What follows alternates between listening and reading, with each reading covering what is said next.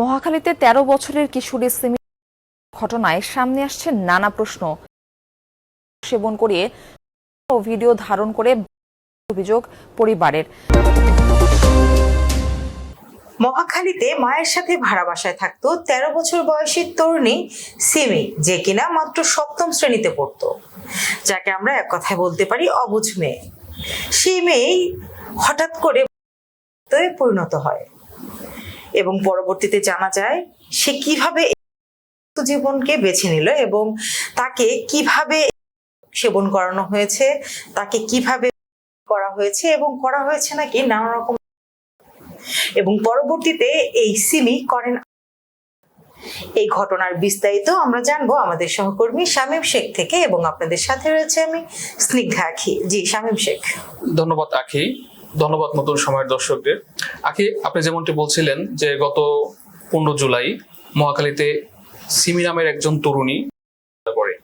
প্রাথমিক পর্যায়ে বিষয়টি করেছে এবং থানায় মামলা হয়েছে এ পর্যন্তই ছিল, কিন্তু সিমির মায়ের গণমাধ্যমে দেওয়া বক্তব্যে পুরো বিষয়টি একটি চাঞ্চল্যকর পরিবেশ তৈরি হয়। আচ্ছা, ঘটনার সূত্রপাতটি মূলত কিভাবে, এই যে 13 বছরের সিমি সে কেন করলো, বা এই বয়সে তো করার কথা না? বিষয়টি সিমির মায়ের বক্তব্যের মাধ্যমে যেটা আমরা জানতে পেরেছি যে 4-5 মাস আগে সিমিরা যে বাসায় ভাড়া থাকে ওই বাসায় তাদের যে বাসার যে ম্যানেজারের মাধ্যমে 2 সন্তান সহ এক দম্পতি সাবলেট বাসা নেয়। আপনারা তো জানেন যে ঢাকা শহরে যারা অনেক বড় ফ্ল্যাট নিয়ে থাকে তারা সাবলেটে বাসা ভাড়া দিয়ে দেয় তাদের খরচটা কিছুটা কমানোর জন্য। এখানে ওরকম বিষয়টি হয়েছে, তাদের বাড়ির যে ম্যানেজার ছিল এই ম্যানেজারের মাধ্যমেই ওই তার বাসার একটা রুম সাবলেট নেয়। এই সাবলেট নেয় হচ্ছে সাইদুর এবং টুম্পা নামের এক দম্পতি, তাদের 2জন সন্তান রয়েছে। তো যখন সাবলেটে এই সাইদুর এবং টুম্পা দুজনে তাদের সিমির মায়েদের বাসায় ভাড়ায় উঠলো সাবলেটে, এরপর থেকেই তারা কিছু অস্বাভাবিক আচরণ দেখতে পায়। তো এক পর্যায়ে সিমির মা তাদের বিষয়ে খোঁজ খবর নিয়ে নেয় এবং নেওয়ার পরে তারা কিন্তু গত 1 মে তারা বাসা ছেড়ে দেয়, বাসা ছেড়ে চলে যায়। মানে খোঁজ খবরে আসলে এমন কি পায় যার জন্য তারা বাসা থেকে তাদেরকে বের করে? তাদের যে অস্বাভাবিক আচরণ, এই আচরণের কারণে মূলত যেমন তাদের ঘর থেকে নাকি টাকা হারিয়ে যেত, এরকম ধরনের কিছু অস্বাভাবিক আচরণ পায়। তারপর 1 মে তারা বাসা ছেড়ে চলে যায়।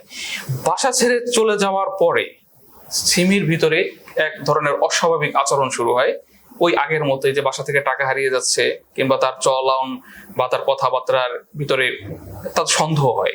এই সন্দেহের এক পর্যায়ে সিমির মা তার আত্মীয় স্বজনদেরকে ডাক দিয়ে সিমিকে নিয়ে যখন এক জায়গায় বসে যখন তার সাথে ওপেনলি আলোচনা করে, আলোচনার এক পর্যায়ে সিমি বলে যে আমাকে এই যে সাইদুর এবং টুম্পা যে ছিল আমাদের সাবলেটের ভাড়াটিয়া, তারা আমাকে বিভিন্ন নেশাজাত দ্রব্য সেবন করিয়েছে, প্লাস আমার সাথে কার্যকলাপও করেছে।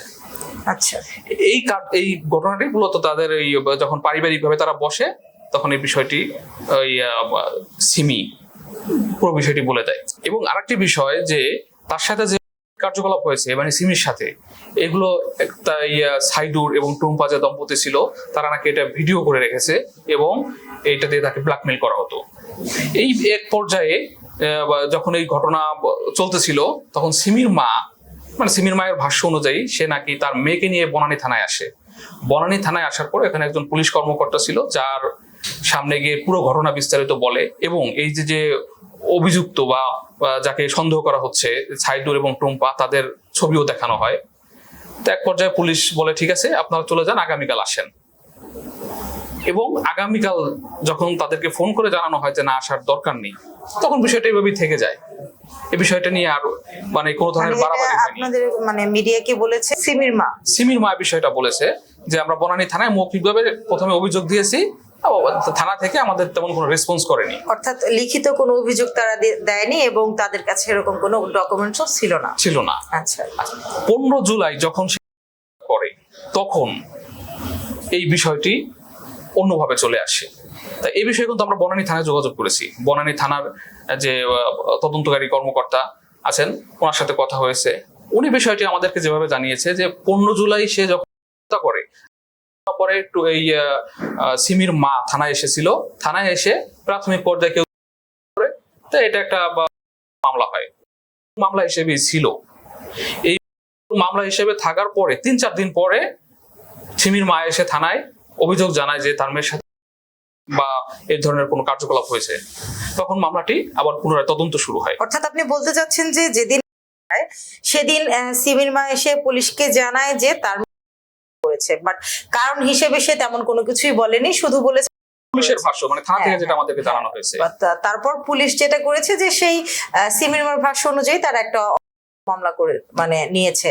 পরবর্তীতে 4 দিন পরে এই সিমির 4 দিন পর আবার 3-4 সিমির দিন মা পরে আর কি।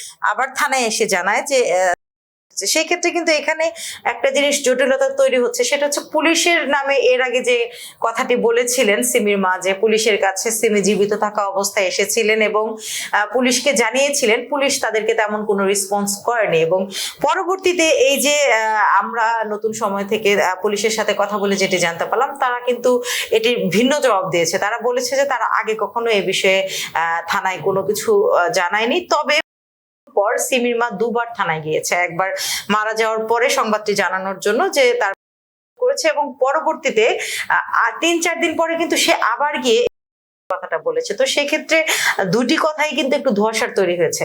আরেকটি বিষয় আপনাকে একটু বলে রাখি যে ওই তদন্তকারী কর্মকর্তা আরো যেটা বলেছে যে যখন এই ঘটনা ঘটেছে ময়নাতদন্তের জন্য যখন প্রেরণ করা হয়েছে, তখন কিন্তু ওই ময়নাতদন্তের রিপোর্টের মধ্যে এই মানে সিমির সাথে বা অন্য কোনো মানে কোনো ধরনের ঘটনা ঘটেছে কিনা এটা কিন্তু জানতে চাওয়া হয়েছে।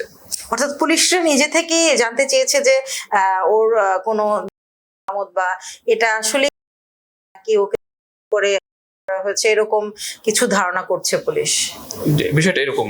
আচ্ছা, এখানে আরেকটি বিষয় জানার ছিল, সেটি হচ্ছে এই যে অভিযুক্ত ভাড়াটিয়া যারা টুম্পা এবং সাইদ দম্পতি যারা ছিল, তাদেরকে এখন পর্যন্ত গ্রেফতার করা হয়েছে কিনা বা তাদের পরিচয় সম্পর্কে কি জানতে পেরেছে? এই অভিযোগ যাদের দিকে অভিযোগের তীর, সাইদুর এবং টুম্পা দুজনের কাউকে এখনো গ্রেফতার করা সম্ভব হয়নি, তবে পুলিশ জানিয়েছে যে তার গ্রেফতারের জন্য চেষ্টা চলছে।